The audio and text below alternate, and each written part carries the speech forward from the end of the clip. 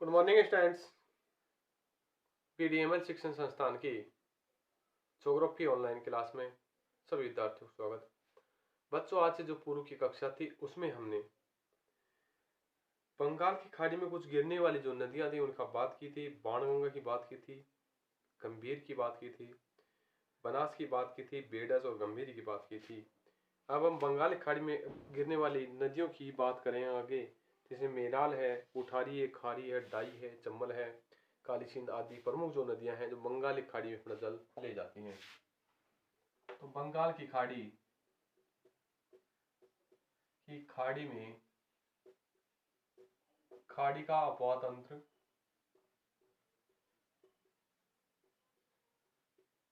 Second class है। इससे पहले हमने बात की थी बंगाल की खाड़ी में जो नदियां जाकर गिरती हैं वो अपना सीधा बंगाल की खाड़ी में जाती हैं। अरब सागर में जो नदियां जाकर गिरती हैं वो कच्छ की खाड़ी और खंबात की खाड़ी के द्वारा अपना जल अरब सागर में ले जाती हैं। तो यहां तक बात हुई थी अपनी। आज हम बात करते हैं मेनाल। मेनाल नदी है किस क्षेत्र में अपना जल कहां से कहां ले जाती है। मेनाल नदी भीलवाड़ा के क्षेत्र में अपना जलापूर्ति करती है। मेनाल नदी चित्तौड़गढ़ के बेंगू से निकलकर भीलवाड़ा के मेलाल जलप्रपात में होते हुए अंत में बिगोद भीलवाड़ा के पास अपने आगे चलकर बनास नदी में मिल जाती हैं। बेडच, बनास और मेनाल का त्रिवेणी संगम बनाती हैं। मेला जो नदियां हैं ये है बेडच,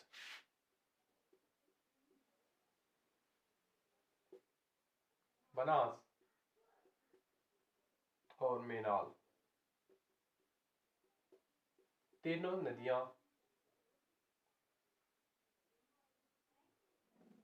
यहाँ पर त्रिवेणी संगम बनाती हैं। इस क्षेत्र में त्रिवेणी संगम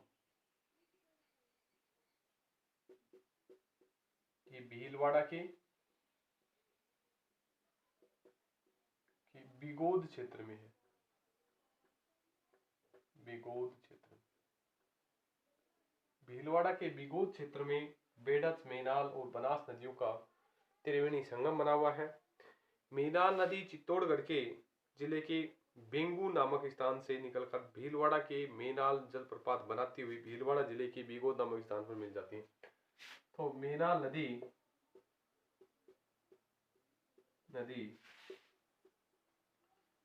भीलवाड़ा के बेंगू के पास से निकलकर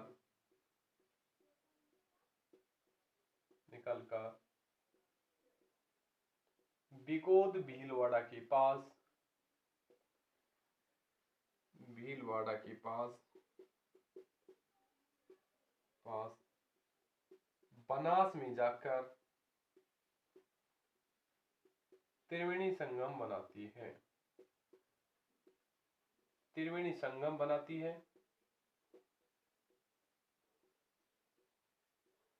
यहां पर मेनाल, बेडच और बनास नदियां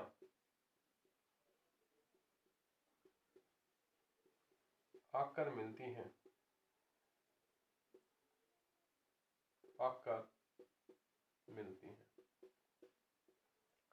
इन क्षेत्रों में बनता है त्रिवेणी संगम।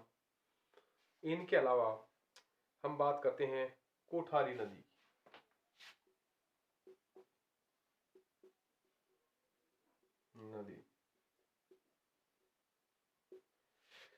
कोठारी जो नदी है बनास की सहायक नदी है। कोठारी नदी राजसमंद जिले की दिवेर से निकलकर भीलवाड़ा जिले के नंदरामपुर गांव में होकर कोठारी नदी पर मेजा बांध बना हुआ है। मैनचेस्टर और टेक्सटाइल जो सिटी है भीलवाड़ा इसी इसी क्षेत्र से जलापूर्ति करती है। तो बनास की सहायक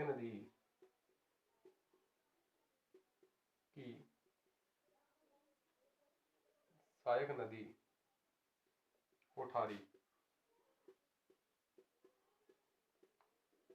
राजसमंद के दिवेर क्षेत्र, दिवेर से निकलकर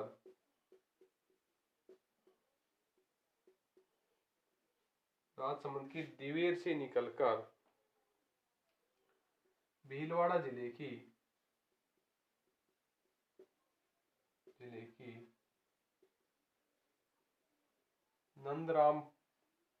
नंदराम में आकर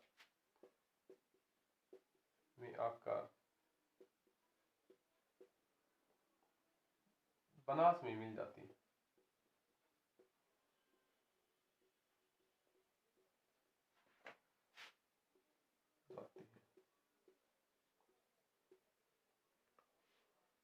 कोठारी नदी पर मेजा बांध बना हुआ है। कोठारी नदी पर, अच्छा, कोठारी नदी पर एक बांध बना हुआ है, मेजा बांध। मेजा नदी पर भी कोठारी बांध बना हुआ है। इससे अलग अलग सिस्टम है। तो कोठारी नदी पर बांध बना हुआ है, मेजा बांध बना हुआ है, जो कहाँ है? भीलवाड़ा में। राजस्थान के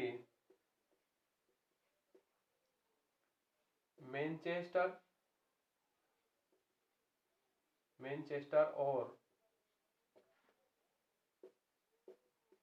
टेक्सटाइल नगरी भीलवाड़ा को यहीं से जल उपलब्ध हो रहा है। तो मैनचेस्टर कहलाने वाला भीलवाड़ा और टेक्सटाइल नगरी भीलवाड़ा को जल कोठारी नदी के मेजा बांध से प्राप्त हो रहा है। ये टेक्सटाइल मैनचेस्टर किसलिए कहा गया? क्योंकि भीलवाड़ा में वस्त्र उद्योग स्थापित किया गया है। काफी संख्या में यहाँ पर औद्योगिक नगरी का विकास हुआ है। औद्योगिक नगरी का विकास इन जलापूर्ति होने के कारण या टेक्निकल सुविधाएं उपलब्ध होने के कारण ही हो पाया है। बात करते हैं खारी नदी।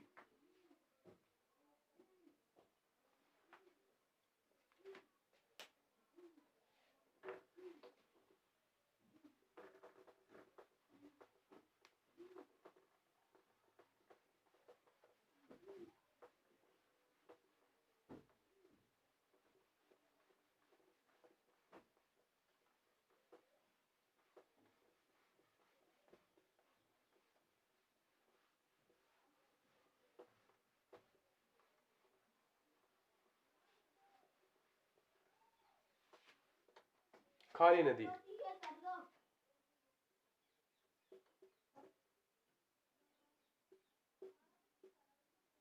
खारी नदी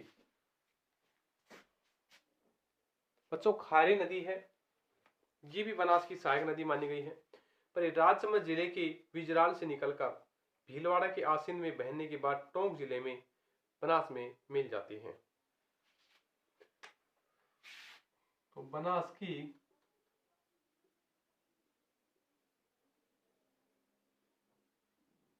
सहायक नदी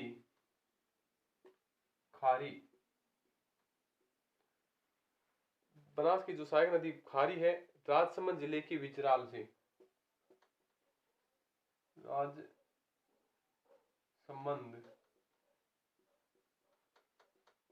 जिले के विजराल पहाड़ियों से निकलकर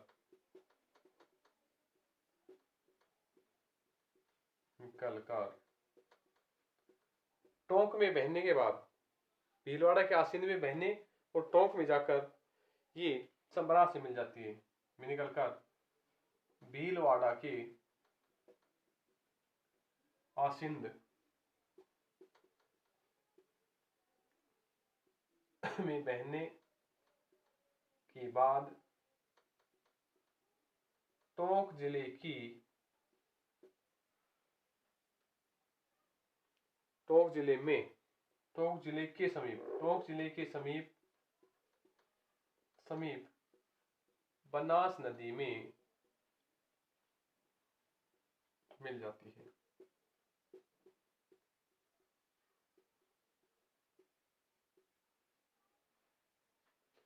इसके बाद डाई नदी है,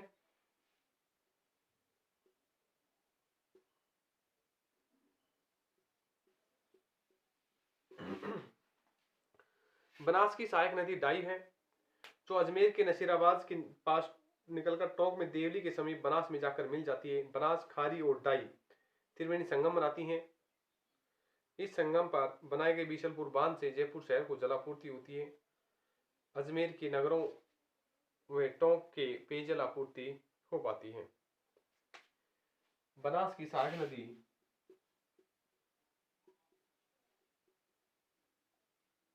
नदी डाई अजमेर के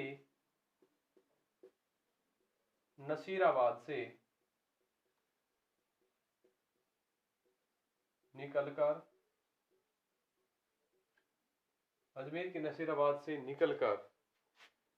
टोंक में देवली के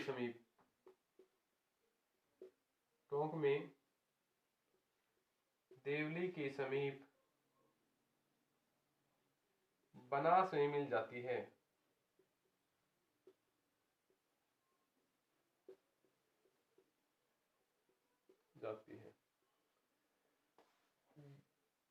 यहाँ पर खारी, डाई और बनास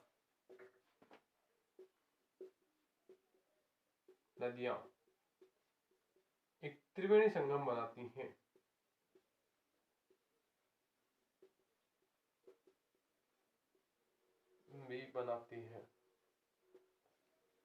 देवली के पास टोंक में देवली के पास त्रिवेणी संगम बनाती हैं। इसी संगम पर बनाए गए बीसलपुर बांध से जयपुर शहर को जलापूर्ति होती है।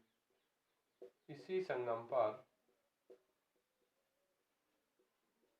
बनाए गए बीसलपुर बांध है भी यहाँ देवली टोंक के पास। ये खारी, डाई और बनास नदियों के संगम पर है बीसलपुर बांध। बनाए गए बीसलपुर बांध से जयपुर शहर को जलापूर्ति होती है।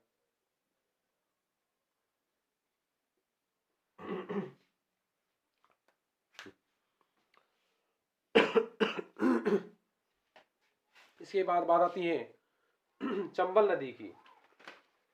चंबल नदी चरवती के नाम से जानी जाती है। कामधेनु या चरमवती के नाम से जानी जाती है चंबल नदी।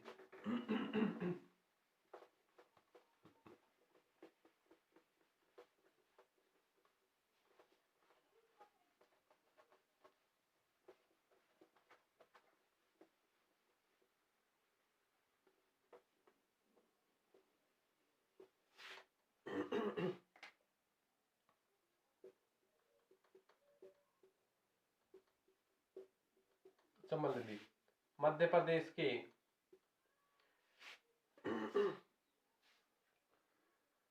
की जानापा पहाड़ी से निकलती हैं और कामधेनु या चरमवती के नाम से विख्यात है। चित्तौड़गढ़ जिले की भैंसरोड गांव से प्रवेश करती है और ये आकर कोटा शहर के पास चंबल में जाकर चंबल आगे कोटा और बूंदी की सीमा बनाती हुई आगे यूपी में इटावा के पास यमुना में मिल जाती हैं। चंबल नदी पर 12मासी नदी है, सबसे लंबी नदी है राजस्थान की। स्थिति है राजस्थान में इसकी लंबाई 135 किलोमीटर है और कुल लंबाई 265 किलोमीटर है। राजस्थान और मध्य प्रदेश की सीमा बनाती हुई उत्तर प्रदेश में जाती हैं। इस नदी पर 100 किलोमीटर की एरिया में 4 बांध बनाए गए हैं। ये नदी सर्वाधिक जलापर्दन करती है, अवनाली का प्रदन करती है, बीहड़ों का निर्माण इस राजस्थान के क्षेत्रों में करती हैं। जो सर्वाधिक बीहड़ है वो धौलपुर जिले में पाए गए हैं। इनके अलावा ये जो नदी है ये 12मासी नदी के नाम से जानी जाती है। तो मध्य प्रदेश के जानापाव पहाड़ी से निकलती है, ठीक है। राजस्थान में चित्तौड़गढ़ की भैंसरोडगढ़ तहसील में प्रवेश करके कोटा बूंदी की सीमा बनाती हुई राजस्थान एमपी की सीमा बनाती हुई यूपी में इटावा के पास जाकर मिल जाती है। इस नदी पर 100 किमी की दूरी पर 4 बांध बनाए गए हैं। सर्वाधिक बीहड़ों का निर्माण इसी नदी द्वारा किया जाता है।